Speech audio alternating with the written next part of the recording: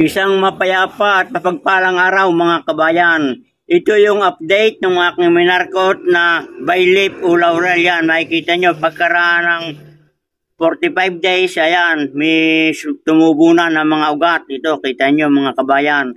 At yan, yung kanyang dahon. At ito pa, yung iba pang mga minarkot ko mga kabayan, hindi sila sabay-sabay ng pagtubo. Merong nauna at merong nahuli. At ito naman yung isa pa. Yan, makikita nyo mga kabayan. At ito pa rin yung isa. Yan, makikita ninyo. Medyo hindi lang maganda ang pagkamarko ko sa kanya dahil siya medyo nalalanta. Talagang ganyan ang ating air layering. Merong success at meron namang hindi. Talagang hindi naiwasan niya sa paghahalaman natin. At ngayon naman mga kabayan, ay akin ang puputulin itong nauna na may suloy ng ugat. At akin ang itatanim, itatransplant sa polybag. Akin ang itatransfer sa polybag itong aking minarkot na Baylip o Laurel. Yan, tanggalin natin akin ang hiniwa. Yan. Makikita naman nyo, yun ang ugat o, buhay na. Ayan.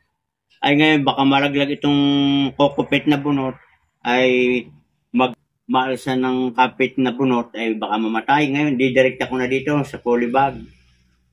Yan. Mga kabayan, ganyan lamang ang nagpapaugat. Yan. Ating lalagyan ng mga lupa. Itong lupang aking ginamit mga kabayan, ito yung organiko.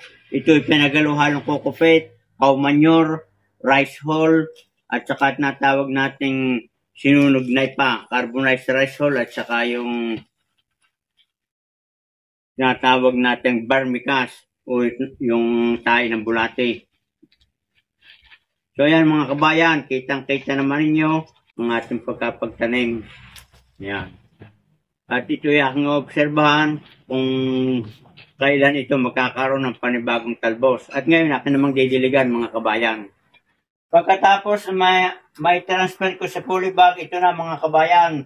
Akin naman didiligan at nang hindi ganong ma-stress itong ating tinanim na Baylip o Laurel.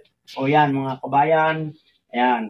At ito ilalagay natin dito sa anlong, pero siya ay nasisinagan ng araw at hindi man direkta sa lilim. Yan mga kabayan, obserbahan natin kung ilang buwan bago siya magkaroon ng tubo o talbos na panibagong suloy niya. Pagkaraan ng 6 na buwan mga kabayan, ito na yung resulta ng aking transplant na Baylip o Laurel dito sa polybag. Yan, makikita nyo mga kabayan, nagkaroon ng panibagong suloy o talbos, pati itong dulo, kita ninyo, medyo pala mura pa, kaya hindi siya ganong katulad nito, matitigas na. At ito, may panibago na uli na bagong suloy.